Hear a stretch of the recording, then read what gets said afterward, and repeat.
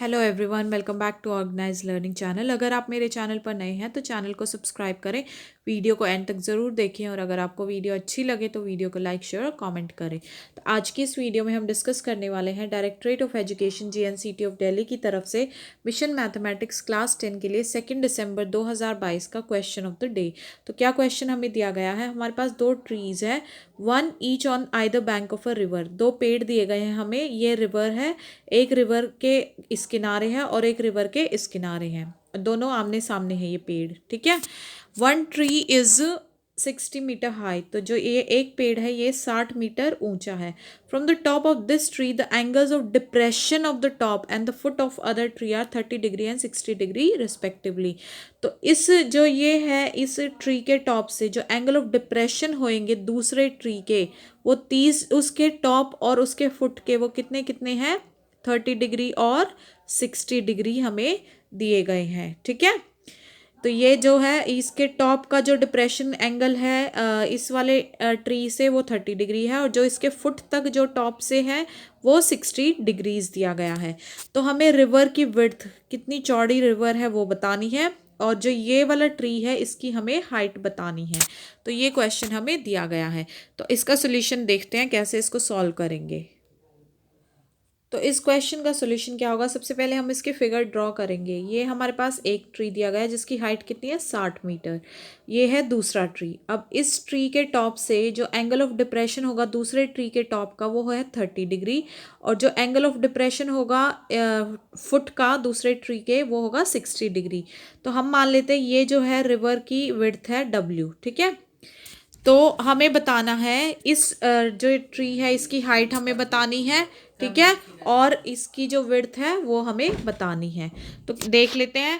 सबसे पहले हम क्या करते हैं, जो रिवर दी गई है उसकी विड्थ को हम मान लेते हैं W मीटर। ठीक है, अब हम ट्राइंगल ABC कंसिडर करते हैं। ये वाला जो ट्राइंगल है इसको हम कंसिडर करते हैं। इसमें अगर हम बात करें tan के एंगल की, tan 60 की, तो हमें पता है जिस एंगल के कॉरस्पॉन्डिंग हम वैल्यूज़ फाइंड आउट करनी होती है वो सामने वाला परपेंडिकुलर होता है। तो tan की वैल्यूज़ क्या होती है, परपेंडिकुलर अपॉन बेस। तो ये है परपेंडिकुलर, यानी कि AB जो है परपेंडिकुलर है, अपॉन BC क्या है, बेस है। तो इसकी वैल्यूज़ हमने रखी, AB 60 है, अपॉन जो बेस है वो कितना है, W है। ठीक है, तो अब इसको हम देखते हैं। तो 60 अपॉन W जो है इज इक्वल टू tan 60 की वैल्यू कितनी होती है हमारे पास, √3। तो जब हम इसको सॉल्व करेंगे W हमारा अगर क्रॉस मल्टीप्लाई करते हैं तो क्या हो जाएगा, 60 अपॉन √3।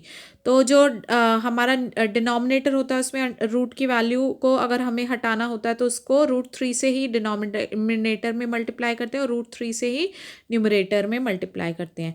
तो ऊपर क्या रह गया, 60 √3 और डिनोमिनेटर में √3 इंटू √3 3 बच जाएगा। तो जब इसको कैंसिल आउट करेंगे तो 20 √3 मीटर। तो ये W की वैल्यू आई है, यानी कि जो रिवर की विड्थ है उसकी वैल्यू हमारे पास आ गई है 20 √3। अगर अब हम दूसरे ट्राइंगल की अगर हम बात करते हैं, इन ट्राइंगल AED, ये जो ट्राइंगल है AED, इसमें अगर हम बात करें तो यहाँ पे है एंगल tan 30।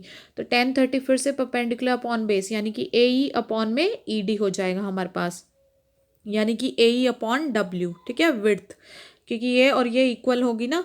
तो अब AE upon W is equal to tan 30 की वैल्यू होती है 1 अपॉन √3। तो AE अपॉन W की वैल्यू क्या हमारे पास आई थी, 20 √3 इज इक्वल टू किसके इक्वल हो जाएगा, ये 1 अपॉन √3 के इक्वल हो जाएगा।